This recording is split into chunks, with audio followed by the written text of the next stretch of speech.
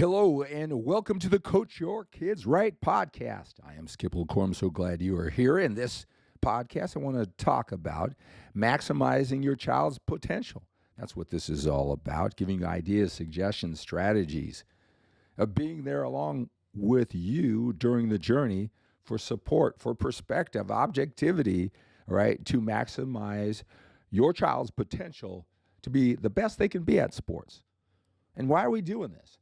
All right, to build confidence, to develop strong young men and strong young women, right? To deal with life challenges, be resourceful, be gritty, be tenacious, everything that you need to do to become great at sports. It makes you more confident, makes your kids more confident and more productive, and the ability to be happy in life. We got to give them those tools as we prepare for them our life. That's our responsibility as a parent, and that's what the purpose of this Coach Your Right podcast is, all right? So in this podcast, I want to talk about unveiling the power when you attend your child's team practices, right?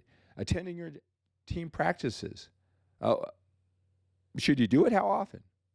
When you're there, what are you looking for? What's the strategy? What are you trying to pull out of those practice sessions besides you're waiting to pick your kid up afterwards? Or you're not doing errands in between, drop them off feeling safe, all right? Or maybe you might have, maybe if the one parent is more into it than the other, maybe that's you, but you have your wife do it, right?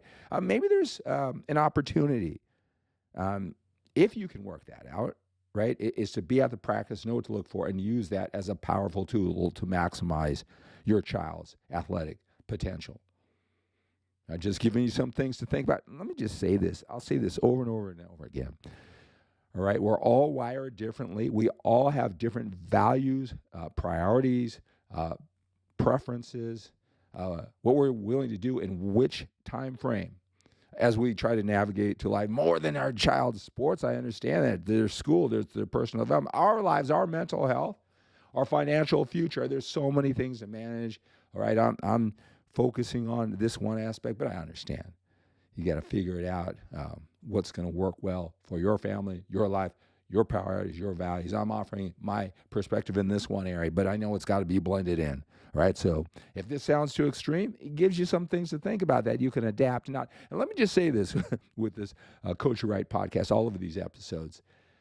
These are the strategies that I feel worked and work well, is worth the value, okay? This isn't everything I've tried, just to let you know. I'm not throwing the garbage just to make a podcast. These are the things that I feel that have worked. So a lot of trial and error that maybe I can prevent you from going through or validate what you're doing so you can hit it harder. You've been doing things like I have that have worked, right? So So I understand that could be quite a commitment, especially if you're a single parent. I totally understand if you just can't attend your kids' practices, or a lot of them, or any of them. I get it. These are some things to think about. So today, my son Jace is turning 9. So again, this podcast, it's aimed for the parents of children about 5 to 8 years old. I mean, I am sure many parents can benefit from this, right? Even if it's just to validate what they're doing, or just a slightly different strategy to add to what they're doing well, right? But this is targeted for parents of children 5 to 8,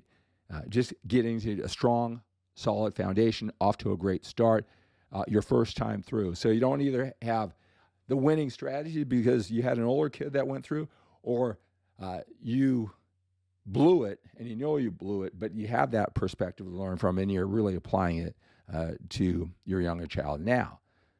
All right, so this is really, if you're fresh and new, I'm giving you that perspective. So my children, at the point of this podcast, our son's just turning 9 years old today. My daughter's 8.5. I mean 10.5, right? So we finished the 5 through 8, and I'm going back, and I really believe that we got a really strong thing going here, and it's building their confidence in so many ways outside of their sports performance, and their sports performance has done well. So I'm going back, and I'm sharing you the things that I learned along the way, what worked, what didn't work.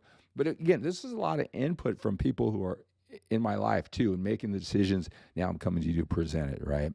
All right, so my son is turning 9 years old today. Today is also the first day of his fall baseball. Or no, it's not fall, the regular season. The regular season of travel baseball. He's 9 years old. All right, so now we've had a little taste of this travel ball stuff because at 8 years old, this past summer was his first all-star, where they did some traveling. They got the best players, the all-star team from the house ball, right? And then they had for this Pleasant Hill Hawks, this travel team, they had a fall season, 8-week season, where they had cuts and they divided teams and all that, and we traveled around for those 8 weeks. All right, so, but now that's official travel ball, right?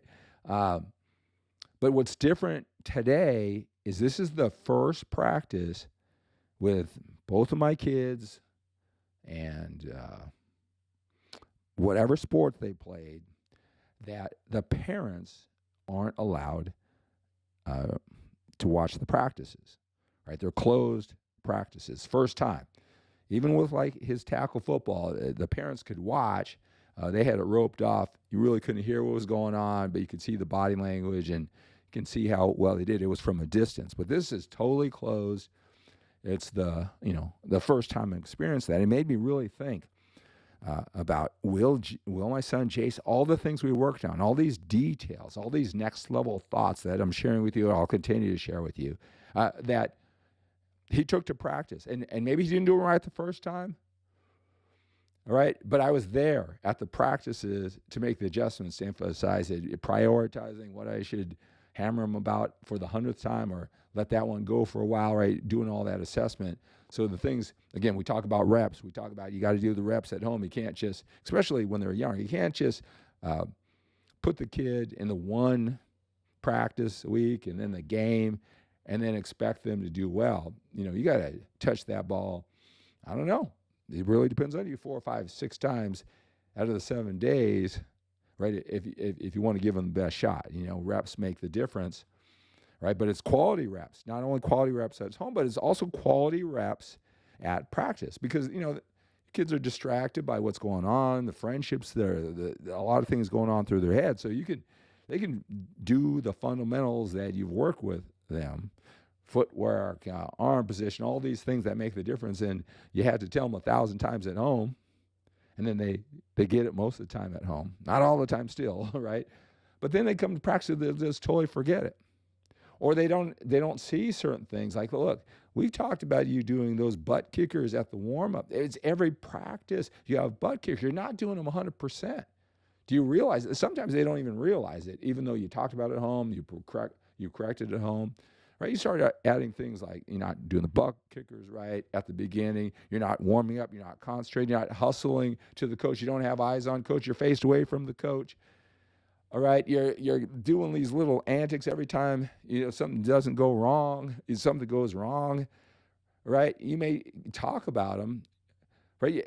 But if you're at their practices from 5 to 8 when they're open, all right, you can make those corrections and prioritize them, right? But now he's going to be all by himself to see if he does that. And, he's a kid. I don't expect him to do it all. But I can't be there, to make the adjustments.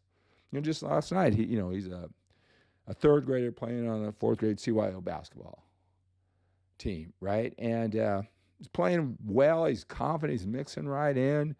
But, I saw him do a little thing where someone passed the ball and it was intercepted. And he went this, what's that about with his arms up? Right? And I was there, and I haven't told him yet. That was last night, right? Because I don't jump on this stuff on the ride home, but I'm making notes, mental notes, or actually making notes on my phone because that's Bush League.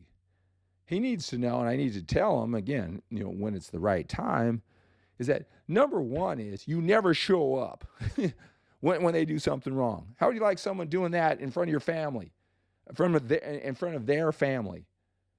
All right, they make a mistake, an honest mistake. What if you made an honest mistake? Somebody was showing you up in front of your family going, oh, why'd you, like you tried to throw the bad pass. Don't do that. Don't show him up. And number two, come to the ball. Come to the ball. You don't sit back and let you come to it, put your hands out, maybe even a foot and meet the ball. That's why it got stolen. So here you are doing this annex, showing up, looking bush league, looking selfish, right? And you don't even understand the game. It's your fault, right? I cherish the time that I invested on all these practices, making those might be bigger adjustments, but the smaller things like hustle and listening to coach. And look, I told you a million times, thank your coach right after practice. Don't even think about doing anything else. First of all, get in the break afterwards, get in front of the coach, eyes on coach, not your body, not your eyes down, strong body language.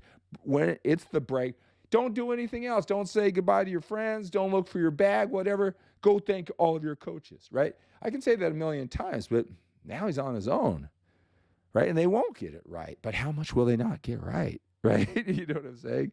But I cherish all the time that I spent. And I have, and again, I probably erred and do too much of this, all right, to balance in my life. You're always, where are the balance, right? So, I need to figure it out. You need to figure it out. I'm just giving you some suggestions to think about, even if he just did it every once in a while, right? But I am so thankful that I was at my son's practice, my daughter's practice. My daughter's practice, flag football this Sunday. I can tell, I know my daughter, right? I know that there's certain standards that she wants to, win the line drills. She wants to be a leader. She wants to be first in line, all right, to show initiative, whether she's in first in line or not. And there's just a couple things, she wasn't quite ready.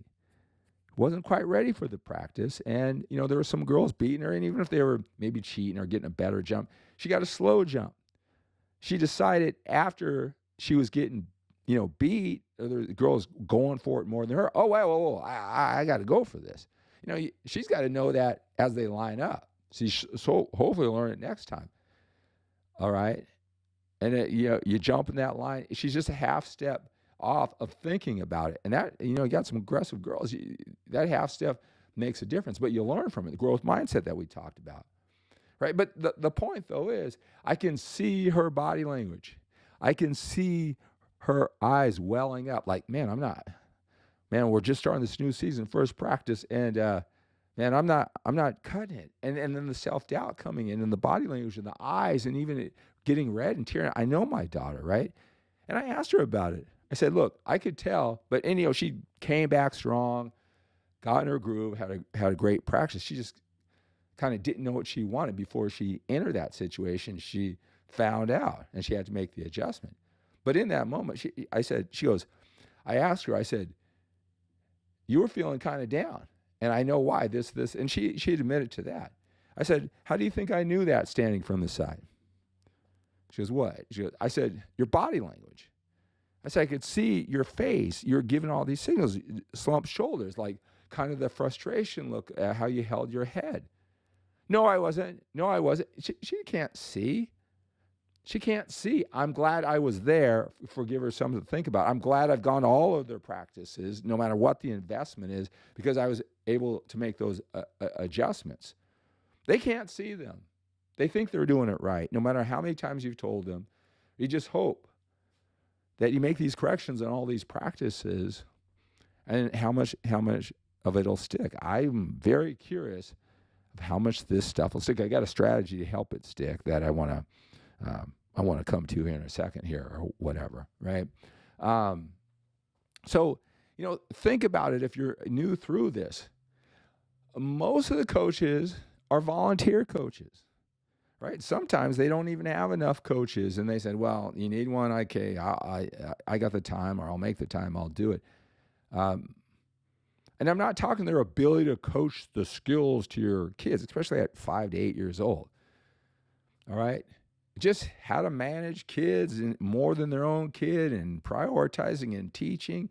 It's a big responsibility for a volunteer with maybe limited experience. You'd be very lucky if you got a really experienced coach. And we'll talk about that in a future podcast is, should you coach? Should you coach? Should you make sure that you're there, do the experience, and volunteer? Is that good for your kid? Is that the best thing for your kid, their development?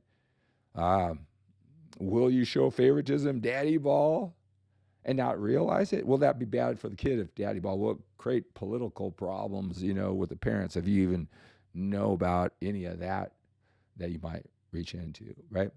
Or I made the decision, not to coach this way with my kids.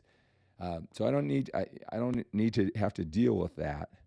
All right. I'm not sure if that's right. I've coached a couple, but that's kind of the strategy that I use. But we can talk about that in another podcast. But my point is, you can't, especially the next level attitude type things, there's no way that you can expect even an experienced parent, like this is their third kid through, they've done it forever. They've got 12 kids. They can't give your kid the next level of attention unless it's just something outrageous, not the little stuff.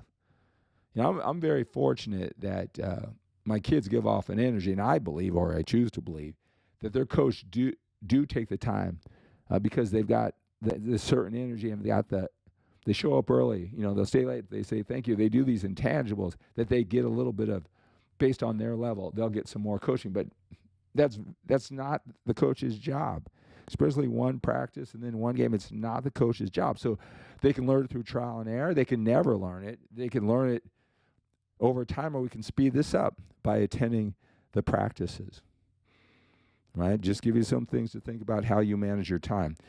So here's a strategy, and this is, obviously, when you go to their practices and then whether it's a car ride home or you do it later, take mental notes, or you do it right away, you do that over time, they'll develop a set of standards of what to expect from themselves, what they need to be expected, what you expect them to prioritize. It'll stick or not stick or some of it, all right? So it's unspoken, or, you've said it enough times. See, what I've done is I've taken that. So we started in this last basketball season, and I'll talk about this, is like, I have a checklist of what they need to do, just simple things to make it a great practice. And obviously, things like hustle, get there early. When you get there early, you're not screwing around with everybody. I might as well stay at home, all right? I might as well drop you off when it's time if you're just going to play around, all right? But what are you going to do there before? Thinking the coaches out for a lot of attitude type things, a lot of hustle things to help them right. Not skills, not great performance of skill or scoring points, leadership. Again, that confidence, the stuff that's going to make them more confident and more productive in life. I have it all written out. I have a checklist, printed out 20 of them. And I'm going to be honest, this is something I just developed in a basketball season we're right in the middle of. I mean, I unconsciously have done all these things, but wrote it down. And we don't look at that as much as maybe like every time. All right, maybe I should do it every time, but it's a list. I'm going to do that. I'm going to think about that today. So, my son starts off this travel ball with me not being there. We're going to have that list of things. And they're not, they're intangibles, not make it a gigantic list. For me, hustling, if there's guys who screw around, you're not there to screw around, perfect catch, eyes on coach, the drills, doing those perfectly, or giving your best effort, not, just doing them. Things that they repeat, thanking their coach. I mean, I'm going to have a list of that for this travel ball. Now, maybe when I drop them off, I'll remind them of those key things, and then I'll have the list when I'm picking them up in this closed practice and ask them how well I did. I think that practice after practice shouldn't take more than 20 practices. He'll definitely be more conscious of things. Well, whether it takes 100 times, like with your kids, I guess we'll find that out. Right? So a lot of things to think about when it comes to maximizing your child's potential and the power when attending the practices. All right, so that's going to do it for this Coach Your Kids Right podcast. Hey, reach out to me if you want some one-on-one attention, coaching. I coach parents like you. All right, if you want to ask me questions, if you have a podcast, a subject matter that you want to talk about, I got a lot planned, but I'll be more than happy to bump them up if that's what you want and how I present this. All right, so reach out to me if there's any way I can help you. Let's take on the day, school, sports, and mindset. Thanks for listening.